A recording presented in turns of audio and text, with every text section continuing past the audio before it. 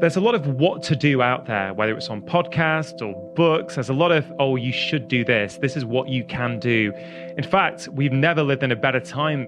You know, there's so many options, but potentially with that choice comes paralysis. And you see a lot of people not actually doing anything. And again, I'm very much informed by my almost 2 decades now of seeing patients. Not everyone with the information actually goes and does anything. And I thought, well, why is that? And I've always been fascinated as to which patients can make change and which patients can't. And is there a common factor? Now, I figured out early on that actually there was a couple of tricks you can use to help people make change and transform their lives. But I figured out that you've got to start small with most people. Now, not with everyone, and we can get to that, but with most people, you've got to start small. And you know, the actions you take determine your identity. Often we have a certain identity based upon the way our life is. But until we take action, consumption is not always leading to action. And, you know, you've always said mood follows action, right? This book is actually, in many ways, trying to prove your point. Take the action and everything else follows. That's Dr. Rangan Chatterjee. And this is episode 545 of the Rich Roll Podcast.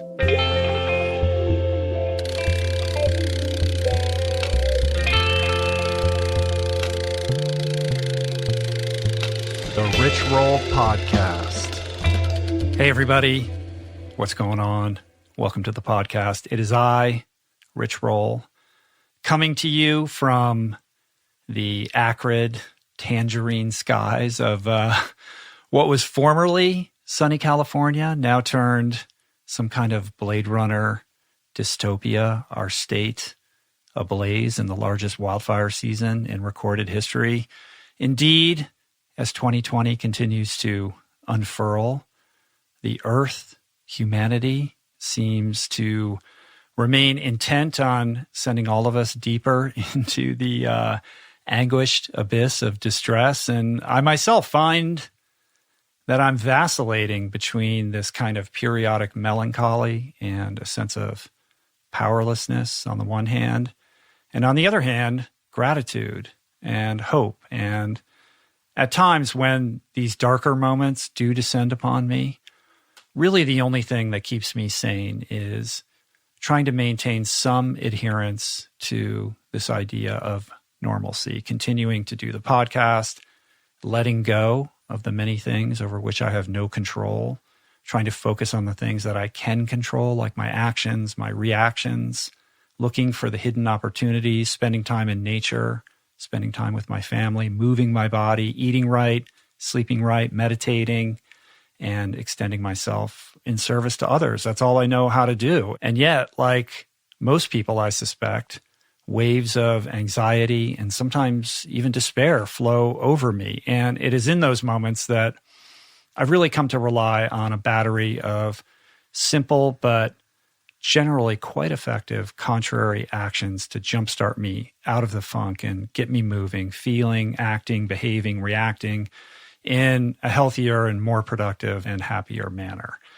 And this is really the briefest way in which I can introduce today's conversation, which really centers on the theme of practical steps that we can all undertake to not only course correct those mood swings, but actually and ultimately reframe our reality and serve the long-term interests in a sustainable way of our general mental, emotional, and physical well-being.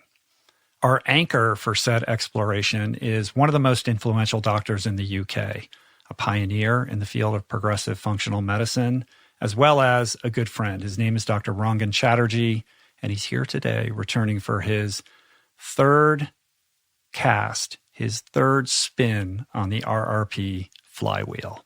A podcast host himself, Rangan prevails over the wildly popular Feel Better, Live More podcast. He has appeared on seemingly every prominent media outlet from the BBC to the New York Times. His TED Talk, How to Make Diseases Disappear, has been viewed almost 3 million times. And he is the author of 3 #1 Sunday Times bestselling books, the most recent of which, and the focus of today's exchange, is entitled Feel Better in 5. Today, you're going to hear a lot about the many different ways to take better care of yourself. At the core are your daily habits around food. And I can assure you that Dr. Chatterjee would agree that amping up your plant intake is key.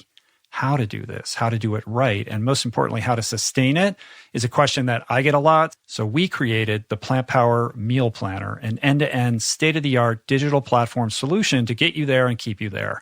It's super dope, providing you unlimited access to thousands of constantly updated, nutritious, delicious, and easy-to-prepare recipes, all tailored to your peculiar preferences.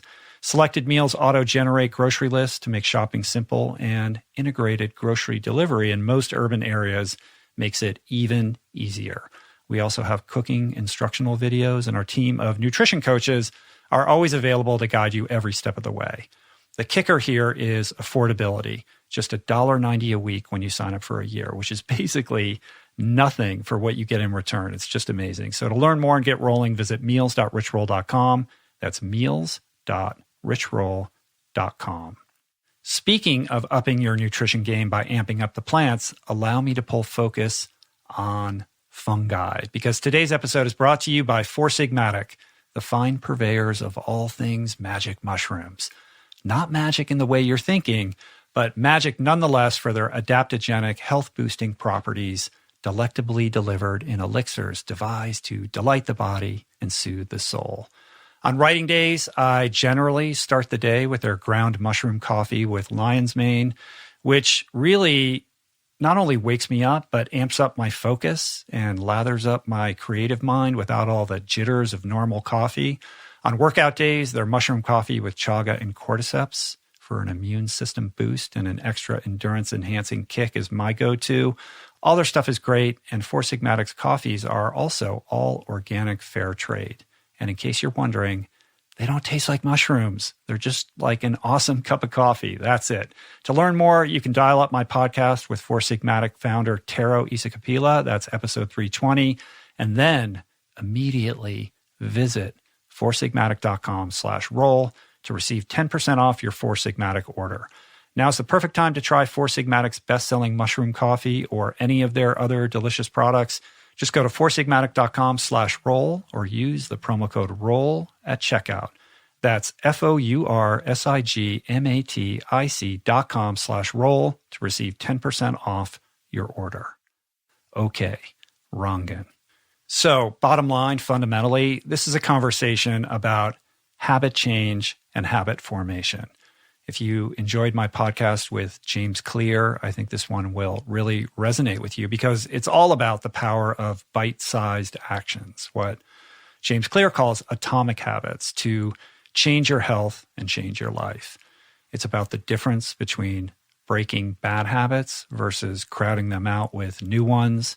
It's about food addiction and emotional eating with Dr. Chatterjee's progressive personal theory on the root cause. We talk generally about holistic health and lifestyle medicine and why New Age wellness really should be accessible to all, especially now more than ever. And Rangan shares his experience helping patients relieve stress, find fulfillment, and hone peace in these chaotic times. But most importantly, more than anything, we explore his very simple, almost effortless, really, methods for building new positive habits. So this is me and Rangan Chatterjee, courtesy of Zoom, which you can also watch if you would like, if that's your preference, at youtube.com/richroll. Enjoy. Rangan, my friend, good to see you back for your third turn on the podcast. My only regret being we're not in the same room, but be it as it may, this is the world that we live in right now. So I'll take any opportunity I can to connect with you, my friend. Good to have you today. Yeah, thanks, Rich. Yeah, me too, man. I would have loved to have been with you in person, but this is as good as it gets. But I'm sure we're still going to have a great conversation nonetheless. Yeah. So I want to get into the new book, of course. Congrats on it just being released in the United States. But before we do that, like, how's it going in the UK? I talked to a friend of mine who lives in London 2 days ago, and he said by what he related to me, it sounded like things were a little bit more normal there than they are here in Los Angeles. What's the day to day? Yeah, I think the way we're reacting to this is so individual, isn't it? That you can talk to 10 different people about their perception, how they're feeling about the world, and you may get 10 different answers. Certainly, you'll get 5 or 6 different answers. And so what's going on here? Well, people are still worried. People are still wearing masks out and about. There's a big divide as to what people actually think is really going on, which is really interesting to observe. Mm-hmm. On an individual level, my children went back to school today. So wow. After summer, which I don't know what's going on with you guys, but my 2 kids who are 10 and 7, we dropped them off at school for pretty much one of the first times in 5 months. So it was interesting just getting back to what used to be normal for many parents around the country. I tell you what was different today. It was quite odd, actually, after having had the kids around for so long. I really miss them. I really miss them in the day when I knew they weren't here. So, that's kind of a little snapshot as to what's going on. That's nice. Our kids are doing exactly what we're doing right now. They're on Zoom all day for their school, and it's really taken a toll, like the mental drain of them having to, receive their education through a screen entirely is, as not the healthiest thing in the world. And it's been tricky as a parent to help them navigate that, the emotional, mental turmoil that it causes to have them separated from their friends and to have their childhood in certain respects stripped away from them has been really trying. It's encouraging to hear that your kids are back in school. I wish that was the case here, but it's not. Yeah, and I think certainly from what we read about what's going on in the US, things seem to be quite different there from what I can tell. And, what you really know, right? A little bit. And it's, I don't know, it's really tricky, Rich, because, in terms of how people see this, I think it really depends on who you are and what's your situation. So for some people, the pandemic honestly has provided a wonderful opportunity for people to reevaluate their lives, reset what's important, spend more time with people who they're close to, whether it's their partner or their family. But for other people, they've had the complete opposite experience of worry, financial hardship, potentially losing their job, potentially losing a family member or a close friend to illness, maybe having a funeral that you couldn't go to because of the regulations. So I really feel that this has been one of those times where our reaction is so individual, and I think it depends on what media you consume. Are you intentionally consuming lots of mainstream media? And I think if you are, potentially,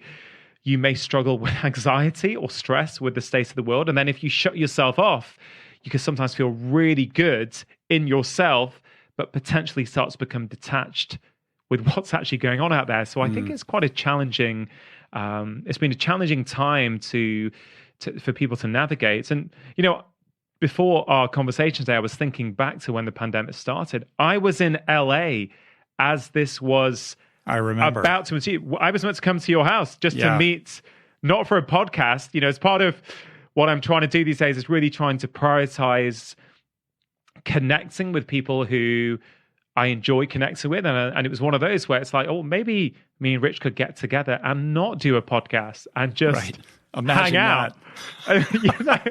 Our entire relationship is oriented around podcast conversations. But I saw the text message about an hour ago, and it was on a Thursday. You said, we'll touch base tomorrow morning. And I thought, I'm coming to your place. And then literally on that Friday, everything changed. Yeah. Yeah, it's weird. It's strange. Certainly anxiety, depression, suicidal ideation, loneliness, all of these things are peaking right now, certainly in America and across the world. So what are you seeing with your patients? How are they navigating it? What's showing up in your office these days? Yeah, exactly what you said. I think the mental health consequence of this pandemic is not only huge at the moment, I think we're yet to see the impacts of it. And I really think there is a, so how can I put this? You've got the situation where, the authorities are making decisions based on what they think is going to save immediate acute lives, right? And they're measuring that with daily death rates, things that are easily measurable from day to day, right? Mm-hmm. But on the other hand, you've got the chronic consequences of this lack of human contact, this lack of face-to-face connection, the fact that people aren't congregating anymore, that people are feeling isolated, resentment is starting to build up in people, relationships are under pressure, under strain. And a lot of those things are more chronic. They're not quite as easy to measure.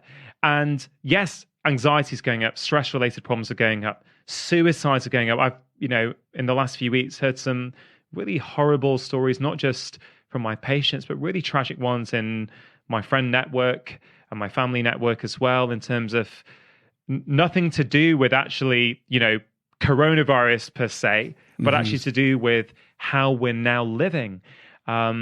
Schools, I think, certainly here in the UK, they're open, but what is the impact going to be on these children in 3, 4, 5 years' time of having, at a very formative part of their life, they're sort of almost being told, whether consciously or not, they're subconsciously getting the message that, oh, I must be wary of the other. I can't get too close. That is one of my big concerns about this, is the consequence of this. I've spoken to, and I think last time I was on your show, we spoke about touch and a lot of Professor Francis McGlone's research on human touch and just how important it is for our emotional brain and the signals we get when we are touched by another human. And that is something that many people have missed out on. And I tell you, Rich, my mother, she's going to be 80 in a week's time, she lives about 5 minutes away from me. And right at the start of lockdown, she had a fall. And I remember it really well because it was probably in the first week or two when nobody quite knew what was going on. Like, it was like, what's happening to the world? Yeah. And I went around and I didn't want her to be admitted. I thought, I don't want her going in a hospital right now. So I ended up staying with her for a few nights on the floor next to her bed just to make sure she was okay, just to make sure everything was all right and she didn't need to go in. And, so she was quite frail and quite, she was quite affected by it by a few weeks. But it was really interesting. A few weeks later, she has someone who comes around maybe for, an hour a day to help with some cooking and a few things at home. And I remember she phoned me one day and she said, you know what, I'm over this. I can't live like this. I would rather, and I'm not at all suggesting that anyone else should feel like this. I'm just talking about an individual story. This is my mum. She said, you know what, I'd rather take my chances. I'd rather get this virus. And if I don't make it, I don't make it. But I can't live like this, not seeing anyone, not seeing my family, not seeing my friends. And it really struck me early on, Rich, that there's two sides to this. There's the acute side and the chronic side. And actually, that's a theme we've spoken about before, right? Whether it's health problems, the acute problem, like the pneumonia, which Western medicine does beautifully well at, versus the chronic consequences of the lifestyles that we lead. And you can actually draw the same analogy in the pandemic. There is an acute consequence, potentially, and there's a chronic one. And the chronic one is the one I don't think is getting factored into decision-making because, we can kick the can down the road. It's like, oh, we can't quite see that, although I think we are starting to see it, but we can't quite see it and measure it in the same ways. So I'm concerned. I'm really concerned about children, really. I think, humans are social beings. We're designed to be together and to thrive in community. And I worry about the impact on kids in the future, if I'm honest. Yeah, it's very real. I can see it in my 13-year-old daughter. When we do venture out into the world, which isn't often, she's very trepidatious about it. And she's more diligent about mask wearing when she's outside the house than probably anybody else in our house. And it's left me reflecting on what the long-term implications of that relationship with how you interact with the world are going to be. Like, what is the half-life of that fear response when you're in the presence of another individual, as opposed to embracing the world and looking forward to those social interactions, entering each one of those with that kind of sense of potential doom? What does that set in motion for that person's life 5 years down the line, 10 years down the line, if they can't get over it? I think there's going to be a post-traumatic stress response to this that we're going to see, amongst mostly young people. And what that's going to look like, I think only time will tell. But I think it's a very real concern. And I think on top of that, this is something that you're well versed in. The health of our immune system is related to the extent to which we interface with not just the natural world, but the social world. Like, our immune systems become more robust the more that we're in contact with other human beings. That's part of what it's about in terms of maintaining our immune systems. And now we're being sequestered. We're prevented from that interface. What does that mean? It's all very confusing and disorienting.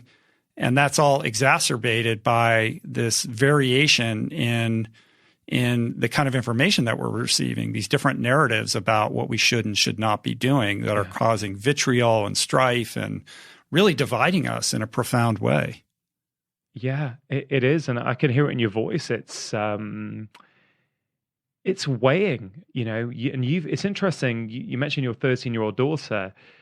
My son's 10, and I would guess that the jump from 10 to 13 is significant. My son is still in primary school. I still feel that he is relatively sheltered from the wider world. I suspect that when one goes to, I don't know what you call it in the States here, secondary school or high school, basically from 11 plus, I suspect things are very different. And I can't imagine what it's like for a 13-year-old, because at that age, you're all about your friends and hanging and sort of almost pushing back against your family and actually really trying to get your own tribe. What does that do? What will that mean for relationships in 5-10 years' time? I think you had Charles Eisenstein on early on, didn't you? Yeah. I still remember reading his essay, the coronation essay. Yeah, which was just a brilliant read when I read it at the time. I've not revisited it. I may do. But I remember the thing which really struck me at the end of it was when he said, he said something like, it depends how you see life as a society. If you value the preservation of life above everything else, then certain measures make sense. If you value the quality of life, then perhaps we need to have a slightly different conversation. And, I appreciate that this is super emotive for people. So I'm just trying to, as a philosophical point, I haven't been able to get that out of my head since I read it. What is the society? What does society look like? How do we want to live? Because there is an element of risk to being alive, right? The way to be completely safe from anything is to, you stay at home. Don't interact with anyone. Never get in a car. Never do anything. Yeah, don't go running on a trail, right? Don't do any of those things where you could potentially run into problems. But then the flip side is what if we think about the fun things in life?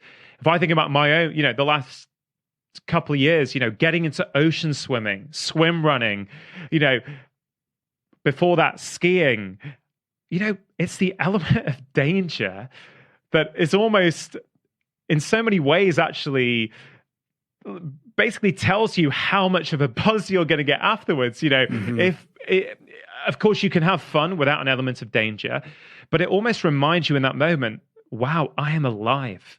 What an amazing feeling. I am alive. And I just feel that the thing that frustrates me, Rich, if I'm honest, is I don't feel there's been enough of a public conversation around the long-term consequences. I think and I get that, I get that. There's this thing which we've never seen before. We've never seen these sort of lockdowns, and there's a short-term focus. But I really think the time is we really need to start thinking about the long-term consequences. But we're also not seeing, with a mainstream narrative, we're not seeing a focus on what the immune system is and how we can start supporting it. And I find it bizarre that we've not had more of it in terms of, I know you spoke to Dr. B recently, and, he was talking about the immune system. And, there are so many things that we can do that will support our immune system. Getting 7.5 hours sleep a night compared to 5 hours, for example, has been shown to change the amount of natural killer cells in your body by 50-60%, right? What are natural killer cells? They are the part of your innate immune system that fight viruses, right? So, of course, it's a novel virus to many people, right? That's what we're being told.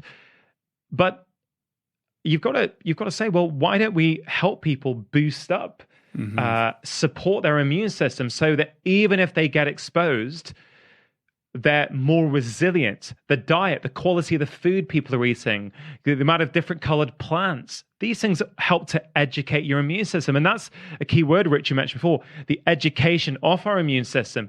The immune system, when we're born, we're not completely sterile, actually. We do have a few bugs inside us. But, we get our gut microbiome, which is a big part of our immune system. It's very much interlinked with the immune system from our mothers.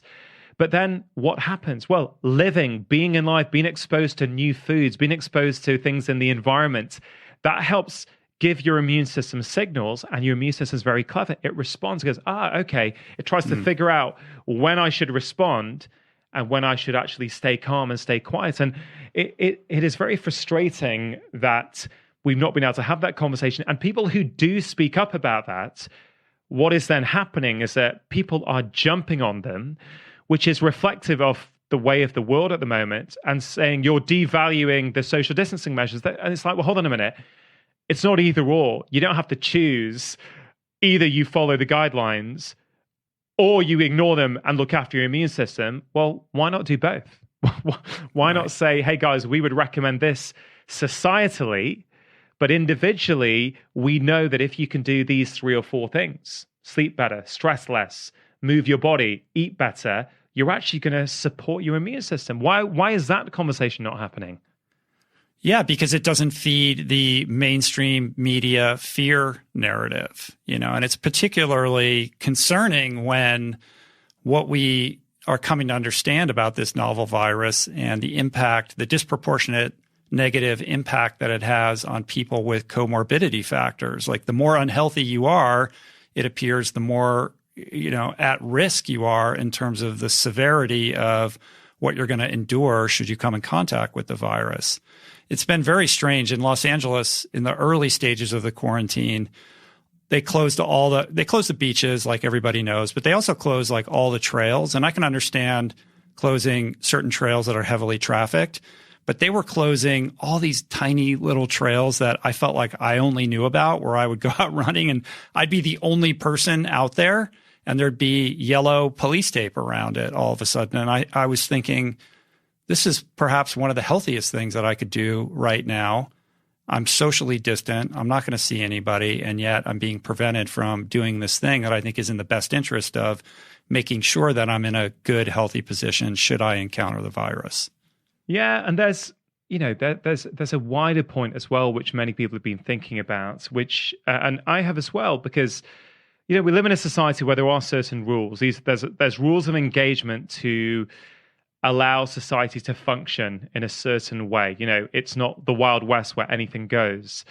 But many people I know, myself included, if I'm honest a little bit, were very much like, oh, I can't go in the countryside now. I can't go into nature. And then you start to think philosophically, well, who owns nature? Like, is it possible to legislate that a human can't go into nature? And look, I understand. I'm not saying there aren't reasons for it. I'm just saying that if you extend these arguments to their sort of to their extreme, I thought, well, hold on a minute, I feel very frustrated that I can't go here and actually go for a run here, or but I understand also the flip side, right? So I'm not sort of saying, oh, poor Rangan, he couldn't do what he wanted to do. No, I get it that there's a societal issue at play, but these, like many people, mate, a lot of these thoughts have been going round and round my head, and you go one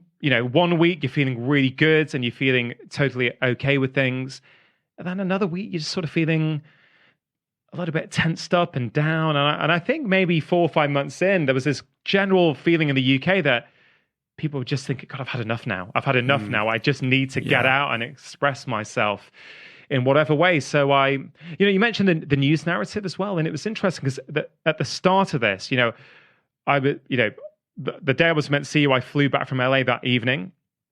And I think, so I got back to the UK on Saturday. I think I was on BBC News on the Monday, talking about what was going on. I really felt a public service obligation at the start. I thought a lot of people, certainly in the UK, trust me and want to see what I have to say about it. So I really felt responsibility to go on.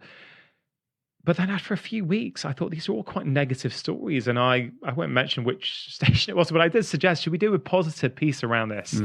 And there just wasn't that much interest. And I sort of really started to see, oh, okay, kind of, so there's a certain story and a narrative that certainly people are either wanting or media companies are wanting to put out. And I went for a period of 2 months and I didn't go, actually. I just thought, you know what? I feel that every time I go on, and they're taking questions from the audience, and the guidance at the time was literally changing every single day. And a lot of the guidance didn't make sense and it was in conflict to the previous guidance. And I just thought, you know what? My kids are at home. My wife probably was quite anxious at the start. So we have a very different view to this. I've been pretty relaxed throughout most of this. My wife, on the other hand, has got quite anxious from time to time. And I've learnt that it's not fair of me to expect her to look at the situation like me. It's about to try to understand, no, this is real in her head. This is how she feels. And I need to sit there and try and listen to that and be there and support. And I was finding that I was getting really stressed out about going on the media to talk about a negative story. And so I just stopped doing it. And you know what? I found myself happier, calmer, having more fun with the children, getting more work done. And it's such an intense period that I think we've experienced so many emotions, but they've been supercharged, like the highest of highs and the lowest of lows. I don't know, would you say that's the same for you, Rich? Yeah, everybody's on a hair trigger. It's being fueled by the fear narrative and the anxiety and the stress and the economic insecurity. Like, all of these things are very real. And just to be very clear myself, like, I'm conducting myself like a good citizen. I'm wearing a mask when I go out and, go inside to any kind of retail establishment. I mean, all I do is go to the grocery store, essentially, unless I'm home or doing the podcast. But I'm respecting the protocols that, that are being advised in terms of social distancing, et cetera. Meanwhile, I'm also taking care of myself and trying to put myself in the best position to manage all of this. And I've been also on that sine wave of feeling fine and then having moments of depression and despair that kind of come in waves as a result of the isolation and the inability to kind of plan for the future and have things to look forward to. Like, I'm trying to not discount that, because I think that those things are very real. And in what you just related, my mind returns to another theme from Eisenstein's essay, which is this forced moment of repose being an opportunity for us to reevaluate, reassess the systems that are broken right now, the systems that led to a novel virus appearing to the extent that it did in the first place. Why, we're in a society where there are so many comorbidity factors among too many people. What is going on with how we've structured our society that has created so many ills that require our redress at the moment. And I'm not seeing a lot of discussion about that either. And I feel like that's a missed opportunity if we can identify a gift in all of this, and that was really at the core of what Eisenstein was trying to say, it's this opportunity to make some fundamental changes. Yeah, I couldn't agree more. And I think it depends, on who you are, how you've experienced this lockdown, this pandemic. But I honestly would say, and I have worked for much of my career in sort of quite deprived areas with people of sort of so-called low socioeconomic status. And you know what? There is very much this narrative that, it's okay for some, right? It's all right for some of us. But I think we've got to be very careful with that line of thought. So let me just expand it out for a second, and then I'll bring it back in. When we talk about, let's say, lifestyle medicine, how we can use lifestyle to help not only prevent getting sick, but also potentially help treat certain conditions, certainly try and improve them. There's this big sort of thing in the UK recently where it's like, this is classist. It's all right for some. We shouldn't waste our time with this obsession with lifestyle. We should be focusing on the real causes, which is poverty, and actually, the sort of the problems in society with rich and poor and there's sort of disparities in income levels. And again, it's very much like this. It's either or. You've got to choose. And it's just not really reflective. Sometimes I think people like saying these things when they actually haven't dealt with these communities, right? When you've been in these communities, and like I have, and of course my experience is very much influenced by my patient population. Now, it could be completely different in a different area. I accept that. But even people who I've seen who are struggling, they're on benefits, they really don't have much disposable income. There's all kinds of pressures on them. Just saying, the environment around you needs to change, there's nothing you can do, it's very disempowering. I have found that when you speak with respect to these people, when you actually communicate with them, when you actually listen so they know you've heard them and you speak to them, they're open to change. They're open to rethinking about their situation in a different way. I've done that recently with some people and really helped them reframe the pandemic, even though they're under financial pressures, because there is a gift, there is an opportunity. There's always an opportunity to learn from anything in life. They're for all of us, no matter how bad. And I really feel strongly about that. It's something I've been thinking a lot about over the summer when this big lifestyle medicine thing blew up in the UK. And I thought, it's just reflective of everything that's divisive in the world at the moment. It's either or, it's black and white. It's like, you can have both. You can try and improve the social situation for certain communities, but you can also empower them. And I really feel, once you lose agency, once you feel you have no agency over what happens to you, doesn't matter what your income level is, it's downhill. You have to. And I've been thinking about the word empower literally in the last couple of days. I was chatting to my video guy, Gareth, and we were just talking about empower. And I thought, to give power to. I know it's so obvious, but the penny dropped for me. To give power. Of course, that's why I love to empower people, no matter who they are, because you're giving someone power, no matter how small. You're giving them an opportunity to know that, hey, I can make a change. And so I said I'd go wider, then bring it back in. I don't know where I went, but essentially I really feel that for all of us, there is something that we can take from this, and I think really we should all be looking for that. And I've been encouraging people from the start on my Instagram stories and on my platforms to say, guys, do a bit of journaling. You won't remember how you felt now when things return, in inverted commas, whatever normal or normality or, whatever that ends up being and looking like. I said, maybe do some journaling and write down how you feel. So when you are back and you're busy, you kind of remember some of those insights that you had when you could hear the birds singing and you could hear birds in a way you've never heard before, and in a way you could cycle with your children down a busy street, and actually there was no one on the roads, and you weren't worried about safety and anything. So I think if people have journaled, they will have some very interesting reflections to look back on. We'll be back in a flash, but first, can we talk about shaving? Let's talk about shaving. But Rich, you're looking like Wim Hof these days with that most glorious and mostly gray beard. Yes, this is true. Some love it. My wife loves it. Others think I look like I'm 100 years old and are asking me to shave it. Either way, it's here to stay for a beat. But look, I still got to shave that neck and wait for it, my legs, because, cycling, swimming, triathlon, all that good stuff, which means I still go through more blades than my fair-faced friends. And I can attest that Harry's isn't just the best. My 8th shave with these blades are just as good as my first. And now they're even better, coming at you with brand new, sharper than ever blades, still priced as low as just $2 each, which is an insane savings in comparison to those major brands on Lucite lockdown at the local pharmacy. If you didn't catch my drift, let me make it perfectly super clear. Harry's is delivering their sharpest shave ever, and they are not raising their prices one bit.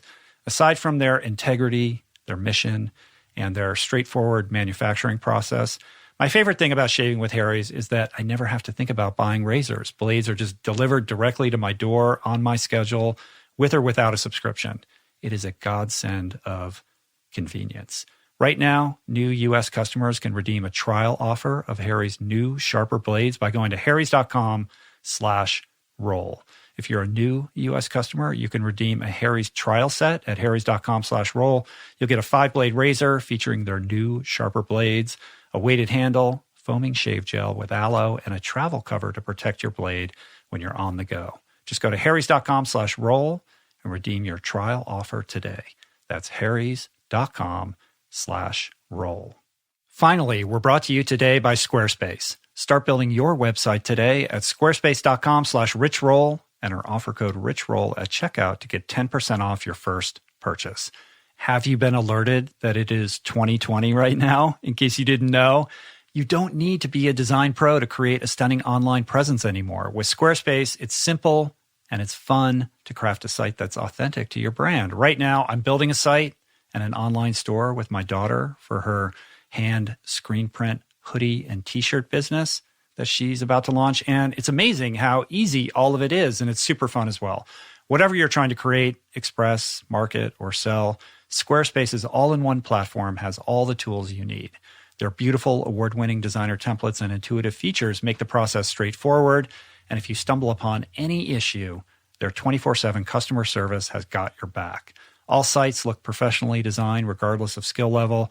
You don't need to know how to code. You don't have to be a graphic designer. And to top it off, you can get a free domain if you sign up for a year. So what are you waiting for? Make your next move with a killer website with Squarespace. Go to squarespace.com/richroll and make sure to use the offer code RICHROLL at checkout to get 10% off your first purchase. Alrighty, back to the show.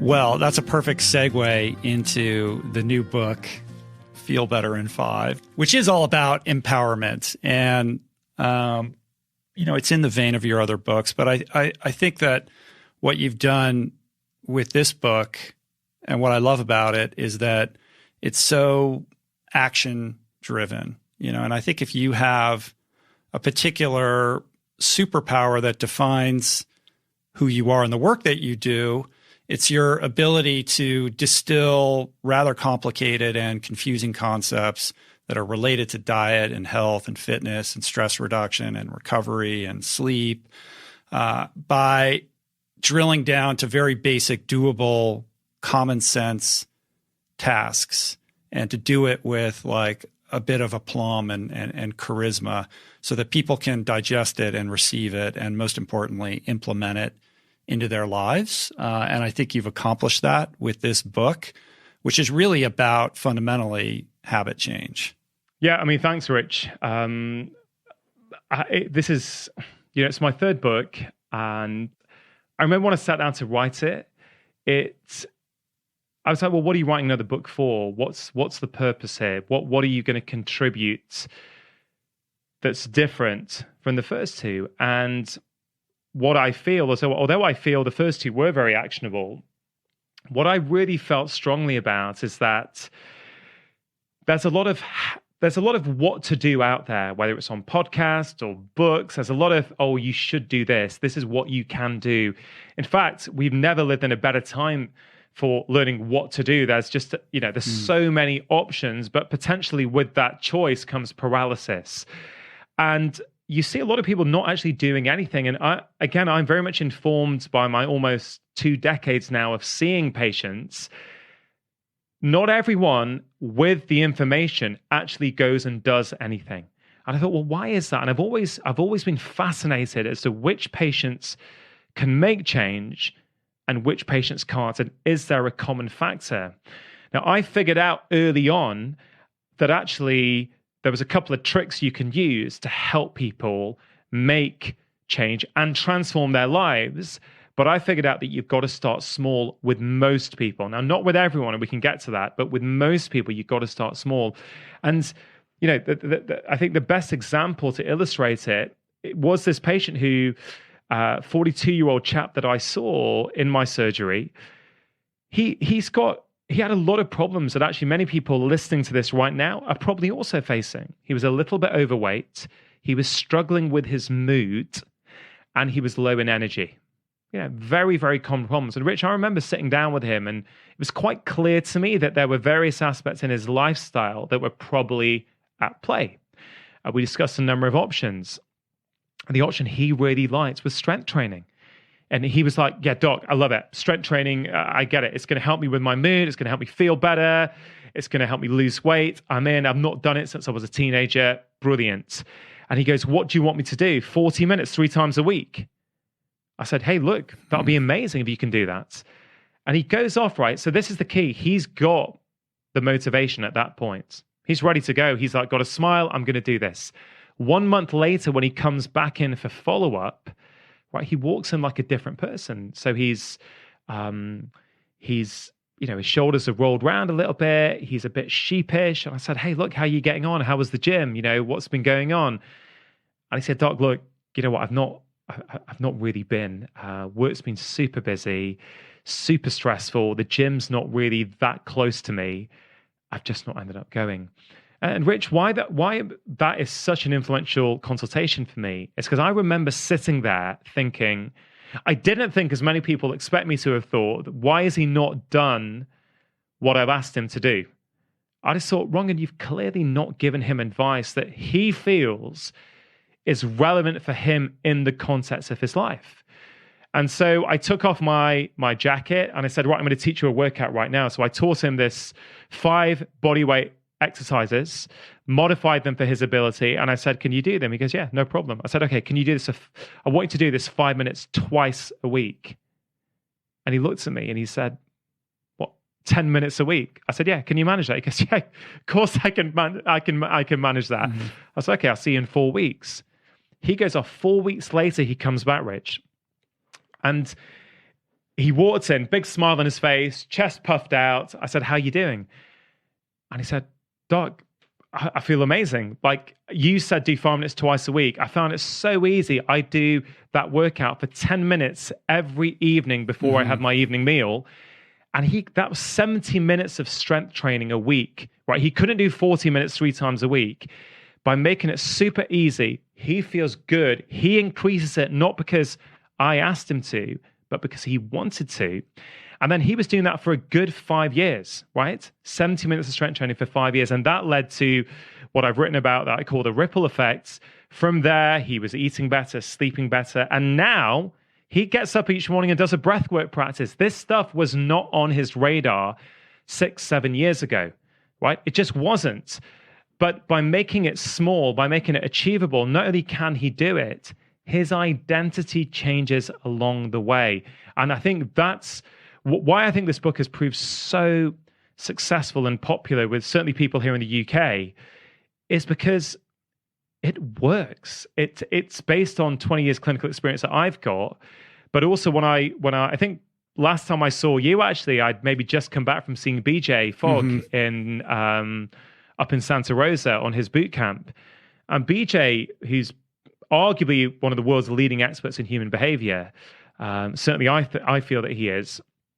He said it was such a beautiful meeting because he looked at the book and he said some really nice things about it. He said it's one of the best habit change programs he's ever come across, deceptively simple but remarkably effective, which was so humbling to get that from someone like that. But what was really interesting, I've come to see patients and habit change from clinical experience. So I've come to it not from research. I'm not a researcher.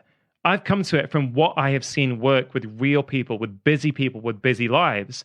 BJ's come to it from scientific research. And then there's a beautiful meeting, which is why we hit it off so much. He's like, oh, your clinical experience is replicating exactly what my scientific research is saying. And it was lovely to sort of see that. And I'm really passionate that I'm not a researcher. I keep abreast of the research. But as we've spoken about before, Rich, I'm about results. I'm about helping the person in front of me. If I'm not able to help them, I'm like, well, you've got to do better, Rangan. You've got to find another way of connecting, and you've got to find another way of making them feel that they want to do this.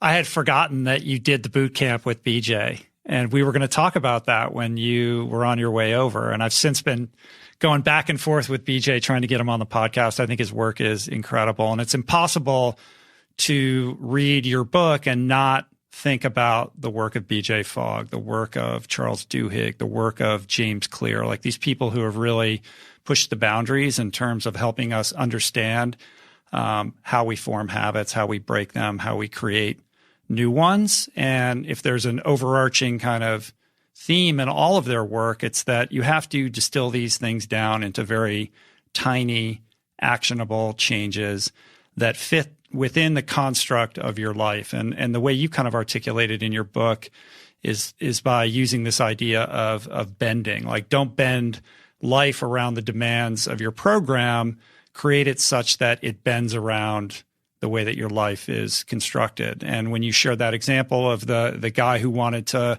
start a strength training program, I'm sure when he said, oh, I'm going to go to the gym a couple times a week, it doesn't sound daunting. He's not conscious of the fact that his environment and the constraints of his job are not as conducive to making that happen as reality ends up dictating, right? So the only way to get him to form the new habit is to break it down into a bite-sized chunk that's so preposterously small that it doesn't feel like it moves the needle at all, but it creates this a starting point and then an emotional attachment to the behavior, and then ultimately momentum, which almost has like this ethereal spiritual energy. Like, once you have momentum, these habits become self-perpetuating. And I don't know what that's about precisely, but I've seen it in my own life. Like, it's so hard to begin something, but once you kind of begin that process and become more and more invested in it, it becomes easy. So why is it easy when you have momentum and so hard to begin? That's a great question, Rich. You know, the sort of the magic of momentum. What is going on there? Look, I think it's how we're wired as humans, right? It's as BJ talks about, and as I've seen, it's not the repetition that wires in the behavior; it's the emotion, right? We're human beings. Basically, right. What we were talking about right at the start, we are social beings. We've got feelings. We like to connect with others, and when we feel good, right, we want to feel that again, which is why a big part is how do you help yourself feel good after you've done something? It's a really important part of behavior change. And actually, you talk about momentum, like even if you talk about something like the Calm meditation app and lots of wellness apps, they've got streaks. You know, they know that we thrive with momentum. And I remember when I was using Calm religiously last year for a period of time, when I got to like 40 days or 41 days, I was like, oh man, I don't want to break my streak. Like I don't want to start at zero again. I'm going to have to keep going. We know that that's how we're wired as humans. So I think momentum is very, very important. But I think also on that theme, Rich, I'd say that it's also the way we look at these good habits. Right? We don't look at them in the same way as bad habits. So in a bad habit, in inverted commas, bad, right? I'm sort of moving away from calling things good or bad. You know, all these behaviors serve a purpose in some way, right? Let's say you've got something. Let's say for 5 minutes a day consecutively, I asked you to get a full-fat soft drink of your choice, like, you know, let's say it's a cola brand. And for 5 consecutive minutes, I asked you to drink that, right? You know, it wouldn't surprise you, would it, if after a few days your teeth start to feel a little bit sore, you know, you don't sleep as well, you're a bit moody, or if I asked you to smoke a cigarette for 5 continuous minutes every day, it wouldn't surprise you that after a few days you'd be coughing a little bit, your mouth wouldn't feel great. Okay, so we know with bad habits, we see how quickly they can add up to causing problems. But when we flip it and we look at, you know, so-called good habits or the habits that we're trying to bring in, well, we look at it a completely different way. We think it's got to be really hard. It's got to be punishing. I've got to deprive myself. I've got to really push it and hit it hard in the gym, or it doesn't count. And we completely bias the way we look at it. But, you know, toothbrushing is a great example. You know, we brush our teeth for 2 minutes in the morning, 2 minutes at night, 4 minutes a day. We know that's going to look after our dental health by and large for life. And we don't do the hour and a half brush on the weekend. Exactly. You know, that's why I often say, you don't not brush in the week and go, hey, you know what? I'm going all in on Sunday. I'm having the 1 hour deep clean today. Right. You know, we don't do that. We know a little bit regular makes the difference. And, you know, what's really interesting is you can look at other industries outside health and see how they've got this down. So business, Amazon, right? Amazon, you know, I think certainly now must be one of the world's biggest companies, right? They estimates say about 5 years ago, Rich, when they moved to one-click ordering, reports say their profits went up by $300 million a year. I would have thought it would have been even higher than that. Maybe it was. Yeah, the more seamless you make it. Yeah, I understand the point. Exactly, they get it. They understand if you make something easy, if you don't have 4 or 5 steps to make a decision, where each step is a reason to back out of making that decision. You make it easy, people buy more. Netflix, YouTube, they all do the same thing. They roll one video into the next, so it's easy. So before you have a chance to think, I need to stop, I need to go to sleep, you're into the next episode, right? I'm not criticizing those companies. I get it. They've got an understanding of behavior science and they use it for their industry. And I'm saying when it's health, we don't apply the same rules. We think when it comes to our health, we've got to make it hard. But our environments are not always optimally conducive to making the healthy choice. If you're walking past soda machine after soda machine, and when you're driving your car, you're constantly passing fast food restaurants, there's a temptation in that inherent environment that is leading people towards the easy, unhealthy choice. And in terms of creating the healthy environment, I'm thinking about what Dan Buettner does with his Blue Zones project, going to these cities and getting them to create bike lanes and getting rid of the vending machines and changing the environment so the environment is conducive to the healthy behaviors and the healthy choices. Because his whole thesis, which is not dissimilar from your own, is that unless the environment is conducive to that kind of, you know, productive, positive change, human beings, because of their psychological, you know, malfunctioning or whatever it is, the way that we're wired, we're gonna repeat the unhealthy behavior. Like, we have to make it so that it's easier and more accessible. For, you know, just like the example of the guy you just used, like the gym was out of the way, it's not on the way to or from work. So his environment was not conducive to him going there. So you have to craft a new solution, put it in the home so it's easier, it's at hand's reach. Hey, I agree. You know, I love Dan's work, and I agree, right? If our environments made the healthy choice the easy choice, we wouldn't need this conversation, right? If people would generally be, as they have done in the Blue Zones for many years, they would by default be making healthy choices because that's what, the environment supports around them.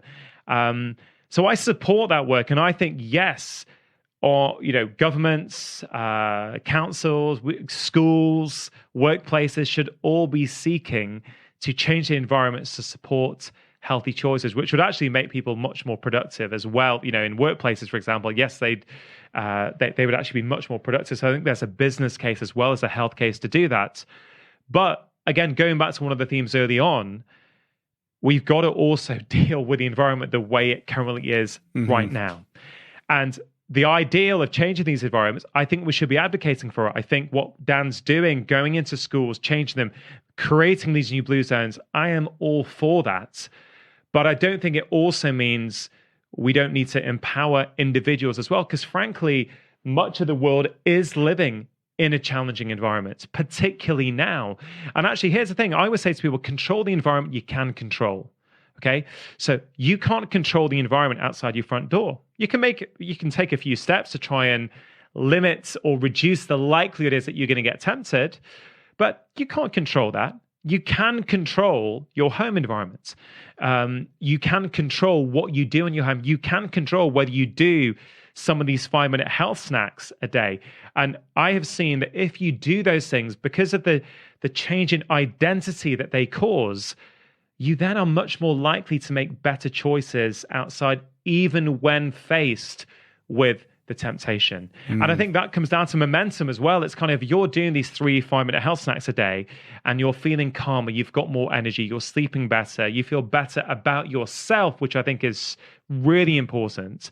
That I think that starts to translate into the choices you make outside when the environment is challenging. And so as I say, you can do short term, you can do long term, or you can do both. Yeah, I like how you phrase it as health snacks. Basically, the book is broken up into these 3 sections: mind, body, and heart. And within each section, you kind of break down a variety of different practices that all can be applied in 5-minute intervals 3 times a day, but you call them snacks, right? So they're almost like treats to yourself. Yeah, and it's a bit of a play on words, of course. There, only one of the health snacks is actually a real snack. Everything else is not food related. But interesting, Rich. Even though food isn't a big part of this book has helped so many people lose weight. Right? The amount of messages I've got from people saying this program, and you've read it, you might be thinking, how is this helping people lose weight? But the reason is, and I think why it's so effective, and this is not for weight loss, this is for anything, basically. This is for any one of us to help us thrive in our lives. The whole conversation around weight is often about food choices. And of course, food choices are important, but what are we seeing in this pandemic? We're seeing a huge amount of weight gain, right? Huge amounts of weight gain. Now, if you look into the research, it is very clear. There was a US study which showed that 79%, so nearly 80% of people change their eating behavior in response to stress. About 45% will eat more, about 35% will eat less. So what's just gone on for the last 4 or 5 months? Probably one of the most stressful times in your lifetime and in my lifetime. So many people are facing unprecedented levels of stress. So of course, a certain section of that, those 45%, are going to be eating more of probably unhelpful foods to help them cope with the stress. So therefore, it stands to reason, if you help people cope with their emotional health, with their mental health, which is what my program helps people do, well, of course, it's going to lead to a lot less stress eating. And I feel strongly that in the weight loss conversation, the book after this that I'm writing at the moment is on weight loss, because I feel the whole thing that we're missing in the weight loss conversation, there's lots of what we eat, what diet should we eat, what we should be eating. It's like, okay, fine. There's some principles about what we should be eating that, there can be debates about, but I think 85, 90% of the principles are pretty well established in terms of what people should be doing. But why are we still struggling with weight gain? Well, we're not addressing why we're eating. We're not addressing the fact that we used to use food to address a hole in our stomach, but now we're using food to address a hole in our hearts. When we're stressed, we eat. When we're lonely, we eat. When we're bored, when we eat. When we have discomfort that we don't want to pay attention to, we eat. And again, I get it. I understand why people would do that. I will, if I'm feeling low sometimes or feeling a bit stressed, I may go to something sweet. That's not because I'm weak. That's because I'm a human being who uses food as a way of coping. So I found it so interesting. I knew this program would because I've seen it with patients, but it's interesting to see the public response that, oh, this is helping me lose weight and it's not addressing my diet. Yeah. I mean, there's food addiction, and that's a certain category of people who have an extremely unhealthy relationship with what they're putting in their mouth. But most people, perhaps all people, use food to regulate their emotional state. And I think most of us are completely unaware of the extent to which that's true. Whether it's a chocolate bar or ice cream or what have you, there's the examples of, feeling depressed and trying to self-medicate. But I think that we do it much more rampantly than we're aware. And a lot of these tools, these snacks that you relate in the book, are really related to bringing you more into the present, being more mindful, paying attention to not just your environment, but yourself, your body, your emotional state. And I don't just feel like, I know that the more present that you can be in your life, the more self-aware that you are, then you become like these unconscious urges that you're doing compulsively without even being aware. You're suddenly aware of them. And the more awareness you bring to that, the more you realize that it's an unhealthy habit that's worthy of redress. Yeah, and many people are too busy for that awareness. They're rushing around, they're getting up, they're on the emails, they're on the social, they're sort of rushing around, taking their kids somewhere. There's never any solitude, there's never any silence. They're consuming the news and then they're worrying about what's going to happen in the world. And you mentioned environment, but it's really interesting is when you do these health snacks, once you start paying attention, once you start to understand how you're feeling, and you just tap in, you just get a little window as to what it can feel like. That then translates it's that mindfulness actually permeates into your life so that when you're out and about later and you are tempted, you're like, of course, I'm feeling stressed. I've not really I've not been for my morning walk today. That's why I'm craving that chocolate bar. Mm-hmm. And again, it's about then you can make a choice with the awareness. One patient who, slightly unrelated, but just to show you when you get that awareness, I had this I can't remember how old she was, probably sort of late 40s. She was married, she had 3 children, she had these awful migraines, and she'd been having them for years, and she didn't really like taking migraine tablets that she'd been prescribed before. The bad side effects, they didn't really work very well. And I remember the first few consultations, I really felt there's a huge stress component here. I think she was a lawyer, actually, Rich, and sort of shocking. Shocking, exactly. Yeah. As she was rushing around, and I was trying to sort of suggest, hey, look, let's look at some ways to manage this. And she goes, oh, you're going to tell me about yoga, right? You've tried yoga. I'm not interested. I don't have time for yoga. I said, okay. Let's see. Not just a lawyer, a very British lawyer. Exactly. And it was so interesting that actually what we agreed on ultimately is that we tried a few things, they wouldn't work. She kept coming back saying, I told you nothing's going to work. This is just the way my life is. And then it turned out that she really liked adult coloring books, which are a huge rage here in the UK because it's default mindfulness, right? And she goes, we had a long conversation. She agreed. She's like, okay, that sounds interesting. She goes, when are we going to have time? And again, I started to apply with her some of the rules of habit change, behavior change that I sort of summarize and outline in the book. And I said to her, look, okay, tell me about your morning. She says, okay, look, I wake up about 6:30. There's mayhem. The children are running around. I need to get them ready for school. This was obviously pre-pandemic. And but I'll go down and make myself a cup of tea. And, of course, we're in England. She would be making herself a cup of tea. And I said, okay, that sounds perfect. What do you do then? She goes, well, I just sort of posture around. I sort of try and get the kids ready. I said, look, do you need motivation to make yourself a cup of tea? She's like, no, I'm going to do that. I said, okay, so this is one of those rules. Let's stick on this new behavior onto a behavior that's you're already doing without thinking about it. So onto an existing habit, basically. So she said, okay. So I said, okay, what you've got to do, we want to leave the coloring pad and we want to leave the pens next to the kettle in the kitchen. And we can dissect why these things are so important, but it sounds really basic, but it's so, so important. So in a nutshell, she would come down, she would make her cup of tea, and for 5 minutes while she was drinking her cup of tea, she would do adult coloring in. And she started to tap into what it felt like when the noise just shut down in her mind. She wasn't accessing that at all, Rich. And within about 4 or 5 days, her migraines had gone down by sort of 40, 50% or so. And a couple of months later, she was hardly getting them anymore. Now, I'm not saying that happens with every migraine sufferer, but the point is it was stress that was driving a huge part of her migraines. She needed a way to access a state where she could switch off her stress state and activate her sort of thrive and relaxation state. And for her, it was coloring books. Right? For someone else, it might be something different, but for her, it was that. And by applying some simple rules of habit change, number one, the most important one, you got to make it easy.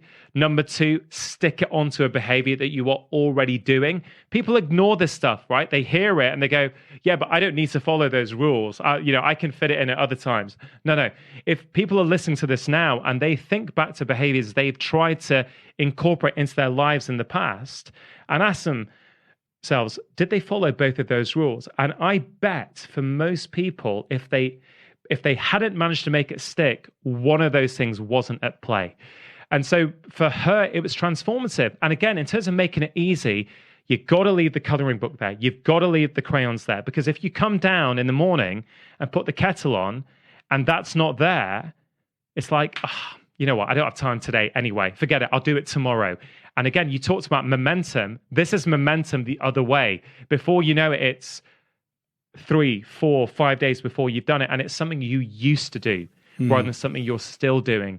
And again, I'm just sharing that to show you just how versatile this approach is and how it literally works for everyone. And again, what was important there, Rich, she chose what she wanted to do. I didn't shove meditation and yoga down her face, right? That wasn't for her at that time. And that's what I've done in the book. I've given people 40 or 50 5-minute health snack options. And I say, all you got to do is choose 3. That's it. You just choose 3 and do them. And Rich, this was the hardest book for me to write. And I don't know if you can tell that from reading it, because the challenge I set myself, Rich, when writing this was, Rangan, how do you reach more people? How do you get people who didn't pick up your first 2 books to access this more rounded, holistic approach to health that is clearly working for so many people? And I thought, you've got to make it simpler. And it was hard because I thought, I'd already made it simple. I thought after I finished my first book, a second book, I thought, you've super simplified it. And I thought, no. So the challenge was, if in the first and second book, I'd work up an idea over 10 to 12 pages, in this book, my challenge was, well, Rangan, can you put all of that in 1 page? Can you distill the absolute essence of what a person at home needs to know in order to do that behavior? And, simplicity is the hardest thing. Of course, we know that. Trying to keep things simple. I found the other books easier to write. You get lost in your own thoughts, go down on a bit of a, go on a little sidewalk with it. And if I'm honest, on a personal level, Rich, it's a bit of addressing your own ego about trying to say, look, Rangan, the book is about action. The book is about helping people.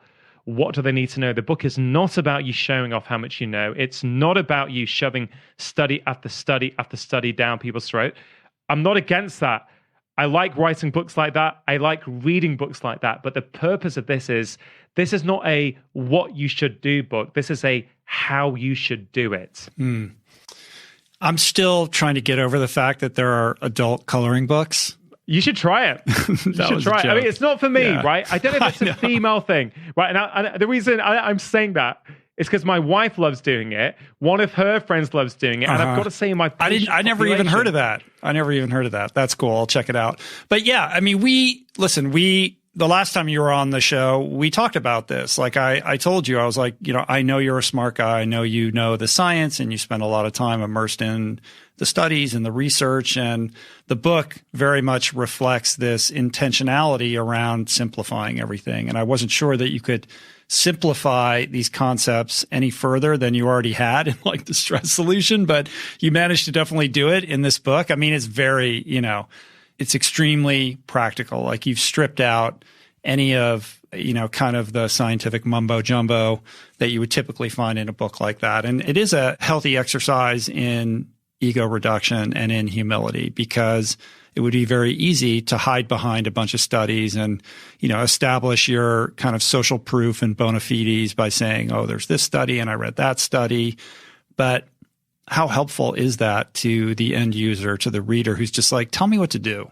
Yeah, I think in this conversation, we've stumbled on the essence of one of the big problems I see out there, the kind of inertia to do things. The time in which we're living is wonderful. We get so much information, right? We can listen to podcasts, we can read blogs, we can read books, we can listen to audiobooks. We don't have to sit with our own thoughts anymore. We can constantly be consuming. And I know this is something you have spoken about before, but consumption is not always leading to action. And, you've always said mood follows action, right? This book is actually, in many ways, trying to prove your point that actually take the action and everything else follows. I became a doctor, Rich, to help people, right? I know that's the most cliched thing to say. A doctor, wants to help people, but it's the truth.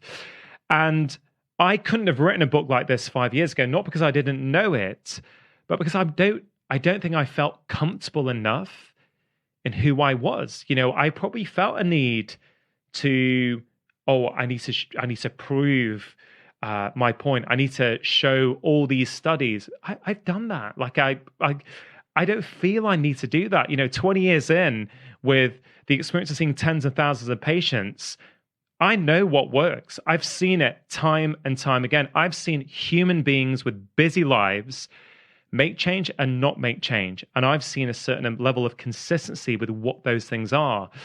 And so the goal has been, write a book that helps people take action. And I've been blown away by the impact, Rich, because this book now, not only is it being the most successful of all my books, but it's getting into all different walks of life. So, like I've done lots of well-being talks online over lockdown to big companies like Facebook in Europe and all kinds of things who are using this program with their employees. But I've got schools. So many schools have approached me since the book came out in January. They're implementing this in schools, which is so gratifying for me to see as a parent of two young children. And what are the obstacles? What are most obstacles for most well-being programs? Or for most schools, what would they say the two biggest obstacles are to make change? Number one, time. We don't have time. We don't have time with the curriculum. Number two, money. Well, I've taken them all off the table, Rich, because everything takes 5 minutes and pretty much everything in the book is free. Right? And again, that's something I'm super passionate about. We want to talk about wellness being accessible to everybody, not just the affluent. Well, actually, I challenge anyone to say that this is a classist book. I've used these same principles when I was in an inner city practice in Oldham, when people were on benefits with huge immigrant population with loads of pressures. And they work. I've used those 5-minute workouts with them. I've used those 5-minute breathing exercises with them. I've used those 5-minute yoga flows with them. They work. Those people will do them, even though they don't have much money.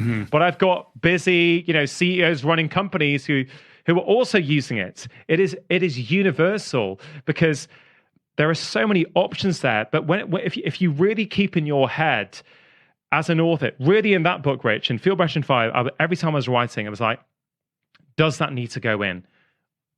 Are you indulging yourself a little bit here? And I was being harsh only as a discipline to go, I want this book to feel different. I want it to be, oh, wow, I can do this. And I didn't realize when I wrote it, actually, Rich, as a doctor, you would think this is a health book, but it's only in the last few weeks as I've been reflecting, because I had 3 weeks off social media during August, actually, where I had a lot of insights and I sort of went inward a bit and really started to think about all kinds of things. And I thought, this is actually an identity change book, because the actions you take determine your identity.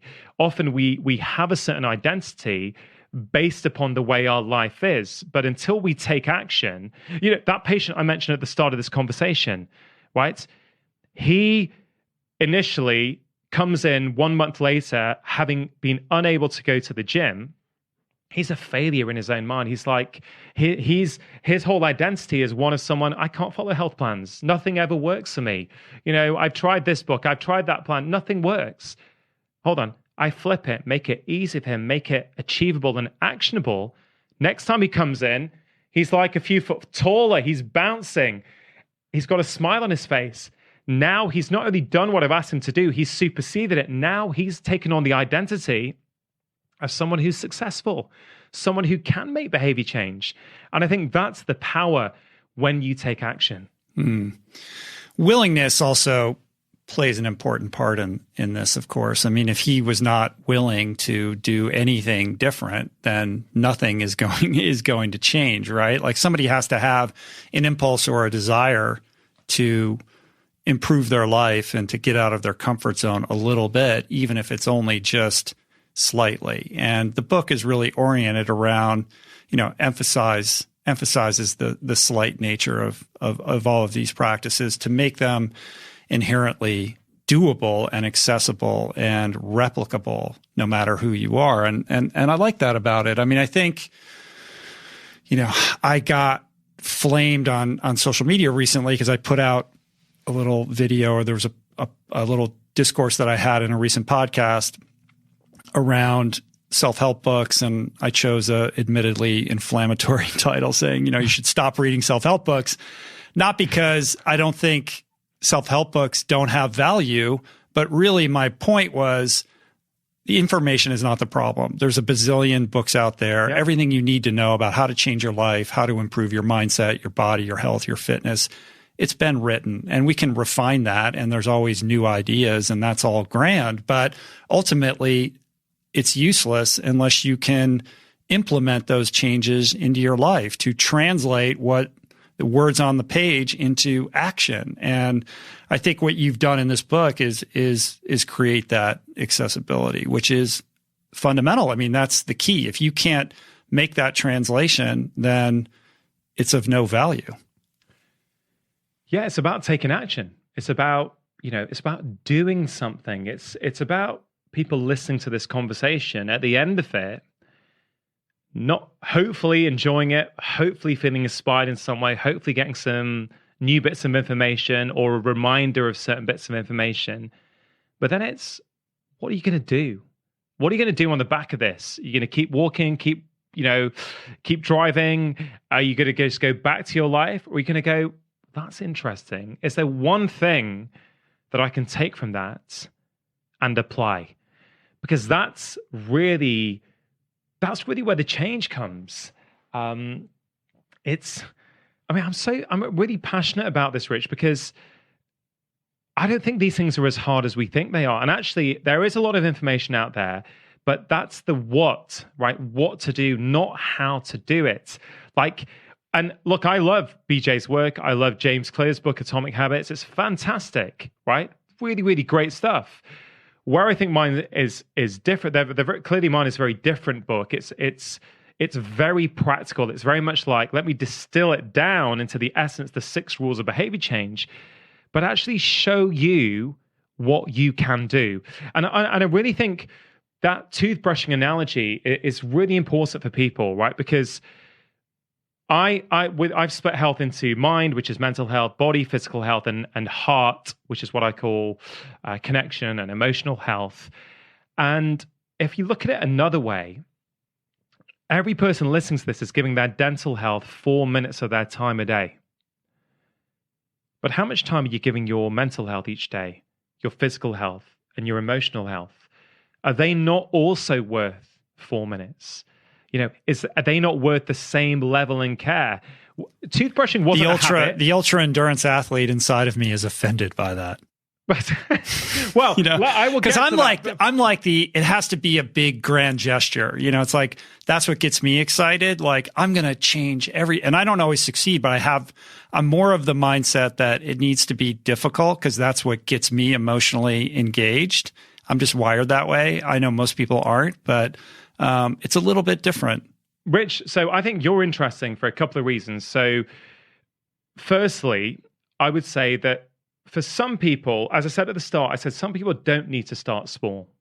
Now, those people I've observed in my practice, and I would imagine you to be an example of this, where something so big and so significant has happened, whether it's chest pain going upstairs when at a certain age, whether it's a bereavement, losing a job, losing a house, some significant life event that suddenly causes you to reframe everything. Sure, they can turn around and change their lives overnight. And you can harness that. There's a potential energy in that can be harnessed for some dramatic change.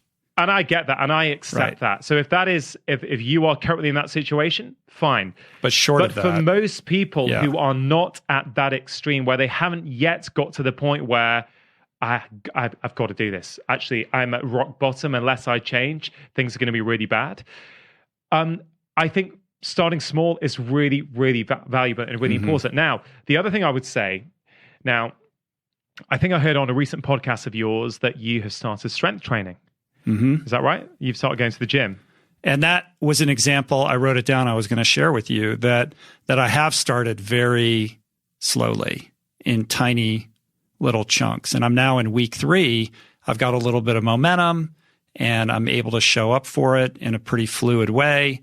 And I'm starting to increase my bandwidth, like the amount that I'm doing. But I did have to start very small to begin that habit shift. And I think it depends on what aspects of your life you're talking about. So someone could look at you from the outside and go, oh man, you're a super fit guy. You're a plant-powered wellness advocate. You run ultra marathons. You've been called one of the fittest people in the world.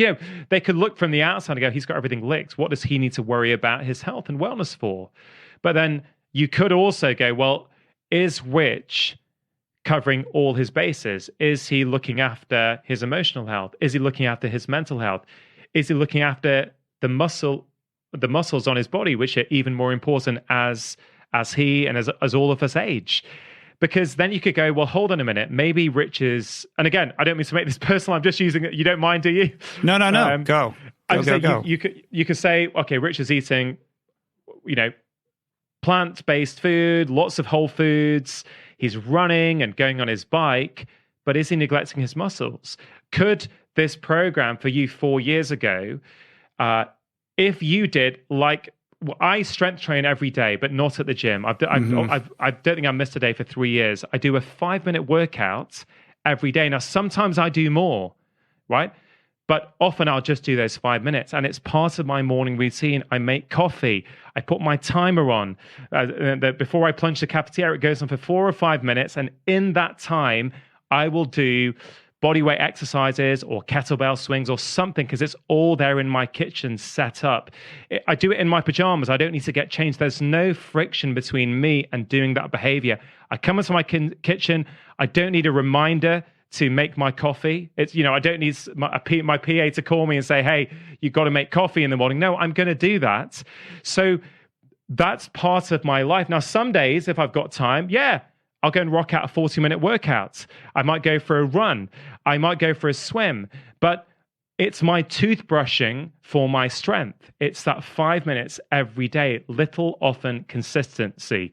And I would argue, potentially, that had you, for example, implemented something like that 4 years ago, maybe there would be less of a need now to go, right, I've got to go and sort out strength and go to the gym. Now, I'm being presumptuous because I know every aspect of your life, but what the point I'm trying to make is we've all got our strengths, the things we like doing. And often we all of us, myself included, neglect the weak spots. Yeah. And one of the things that's been really gratifying since the book came out, a lot of people have contacted me and said, you know what? In fact, the lady who helped me design the book, she said to me, I've always thought I was really fit and well. I do Pilates regularly, I walk every day, but that section on heart, I do nothing. Like I literally do nothing. And since working on the book, she started to phone a friend every evening, and she can't get them. She sends them a really personal message on text or WhatsApp.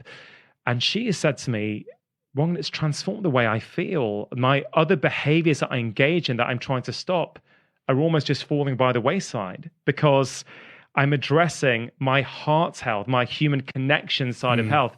And so she was fit, in inverted commas, because, weight's good. She's done Pilates. She's doing all the things that we think and associate with wellness. But there's a blind spot there. And the thing I really think is really, really effective, what I'm really proud of about this plan, it's like BJ says, it's deceptively simple. But it's very, very effective because you're covering each day mental health, physical health, and heart health. Now, if you want to do more, if you want to do a half-hour meditation, go for your life. If you want to have a long workout or a long run or a long bike ride, as I will often do, great, but I still do that 5-minute strength workout. It's not a substitute. So it's like toothbrushing for everything else in my life. Yeah, I think that's solid guidance. I think the key even when you have the impulse to do more, at least initially in the early phases, to resist that temptation. Because if you establish a pattern of, let's say, oh, well, when I go to the gym, I do an hour, then you feel like the next day or a week later, if you don't do an hour, that you're falling short. I think it's better to start with 10 minutes, 15 minutes, and then create momentum around that. And then if you want to step it up, you're in a more sustainable situation to perpetuate it. And to your point earlier, yes, had I done your 5-minute thing, over the last 4 years, I might not be experiencing some of the back pain that I'm experiencing right now. But because I have this kind of addictive alcoholic personality, this all or nothing disposition, I would look at strength training and say, well, if I can't do 2 hours, I'm not doing it. And I really want to go trail running right now. So that's going to have to wait, as opposed to if I just did 5 or 10 minutes a day, I would be in a much better situation. But I swing like this grand pendulum. So now I'm doing all strength training and like barely, it's like I can't get, balance is, the fickle lover that I can't quite court, and that's my constant refrain. And when you say, the example of the woman in the Pilates, it's like whack-a-mole. Nobody's got all of these bases covered. And I think being gentle on yourself and understanding that that's part of what it means to be human, rather than judging yourself against a standard of like, well, if I don't have my mind, body, and heart, if I can't check all of those boxes every single day, that I'm falling short of some example that I've set for myself, then you're going to be operating at your peril. Yeah, I completely agree. And I always say it's not about making people feel bad that they're not reaching these things. It's like, I hope most of the things I do, I hope it comes from compassion. It's very much not about talking down to people. It's about very much saying, hey, look, have you thought about this? You may not have looked at it like this. A lot of people will say, Rich, oh, I've always thought I've got to do 30, 40 minutes or it doesn't count. Like, oh, if I'm going to do meditation, I've got to do 20, 25 minutes a day. What I've had with patients before, I've started them off on 1 minute a day. That's before I knew any behavioral change science. I said, okay, well, what can you agree to and commit to? I remember one lady who was suffering with menopausal symptoms, and we really together felt meditation would really help her, but she just couldn't get it going. And I said, well, what can you commit to, do you think? I said, what about 10 minutes? She goes, no. 5 minutes, no. And I said, okay, what about 1 minute? Yeah, I could do 1 minute. I said, all right, I'll make you a deal. You start doing 1 minute. I'll give you an appointment for 2 weeks, but you're committing to 1 minute a day. I'll see you in 2 weeks. And she comes back in 2 weeks and she's like, okay, cool. Actually, I started off doing that. Sometimes it's 2 or 3 minutes now. And then literally over 2-3 months, she built up to a 15-minute practice a day. The reason starting small is so important is that if I had said start off with 20 minutes, you do it for 2-3 days, you're feeling really good. Yeah, I've got this meditation thing licked. I feel great. And then the next day it's like, I've got a few emails today. I'll do it later. And I'm sort of talking from personal experience as well. And then later never comes. And before you know it, it's something you used to do. And I've just found it to be very effective. Start small, keep the bar super low, meet that bar. And if occasionally you want to go more, great. But the bar is all you have to meet. And this is very much like one of my favorite health snacks in the heart section is the tea ritual, which I do myself with my wife. And when we do it, our relationship is different. And when we don't do it, we're just a bit more distant. And it's super simple. It's just this 5-minute dedication we have to each other that each day, at some point, and for us, we've locked it in because you can't just say at some point. If you say at some point, you're not following rule number 2, which is stick it onto an existing behavior. And, every behavior we do needs a trigger of some sort. That trigger can be your memory, it can be a reminder. But, BJ's research has shown that the very best trigger is when you stick it onto an existing behavior. So it becomes associated with that existing habit that you have. So when our kids are in bed, which is around 8 p.m. in the UK, we will come down to the kitchen, do the washing up, and before we go on our computers or screens, we make a pot of mint tea, and the requirement is for 5 minutes, we're going to sit there and catch up. Now, Rich, the truth is, there's no timer, right? At the end of 5 minutes, I don't sort of go, hey, babe, I'm done. We've done our connection. Instagram's waiting for me. Yeah, right? No, some days we're still chatting in half an hour. But some days, Rich, it'll be like me or her will go, look, I've got a ton of work to do. Let's do it. But I can't stay too long. And that's fine. And sometimes it's 3-4 minutes. It's just, that's how you create the habit. That's how you create the streak. That's how you build the momentum. If one day it's an hour, brilliant. But it doesn't mean the next day has to be an hour. And the other thing I'd say, Rich, because some of your traits that you mentioned there, I kind of relate to, maybe not in the same extreme, or I don't perceive them into the same extreme, but I have, certainly in my life, been pretty back and forth with certain things. A lot of my friends would say over and over again, you have got such an addictive personality. I'm either all in or I'm all out. And, they often say authors write the books that they need to write for themselves. So maybe there's an element of that in this as well. But I have found in my own life, this has really helped me when I've kept it small, when I've kept it consistent. It's the bedrock upon which everything else sits. So it's not like I don't like going all in and making a big challenge, like, doing a big swim run that I've never done before. I love that as much as the next person. But at the same time, I have learned for me that having those 3 health snacks a day just is that, it's the bedrock. It's like my toothbrushing. It's like, these are the consistencies. These are part of my day. Like, it's just as much, it's not a negotiable. It was a negotiable at first, but when it's built in and it's a new habit, that's when things start to change, because I don't have to think about them. And look, if you go in my kitchen right now, there are 4 charts on the wall. So I've got my charts because every time I do them, I tick them, because that's a key part to celebrate your success, some way of wiring in that behavior. So at the start of the year, I chose my 3 health snacks. My wife chose her. My 2 kids chose theirs. Now, they're all a bit different because, it's about choosing the ones that resonate with you. But this has been very, very effective with my children. Right? So they are That's cool. meditating every day. Now, only for 2 minutes, right? And I'm not saying that because I'm suddenly super dad. Not at all. I have been, for me, it's obviously, if I'm writing a book on this stuff, why would I not want the nearest and dearest to me to understand this stuff and experience it? So, but they've got it and they tick off each day. They've got these beads. that my that their grandparents gave to them, which are these Indian sort of mala beads. Mala beads, yeah. Like you, I've seen you. I don't know if you got them on your wrist at the moment, but I had them on yesterday. I don't know. Took them off. Anyway. Exactly. But they've got it. Then so they just do a few cycles of those each morning. I can't remember what the kids have got, but the heart snack is the gratitude one that we do around the dinner table. But they tick them off, and they like ticking it. So it's not the benefit that Daddy has told them about that they'll get from it. They like getting their ticks, right? And that's how they're created. Look.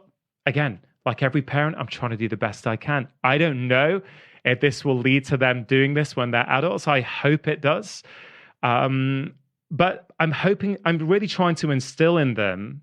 I remember actually at the end of boot camp with BJ, he asked everyone in the group, okay, so what are you going to go and do with this stuff? Like, and everyone went round. There was only, I think, 8 or 10 of us there.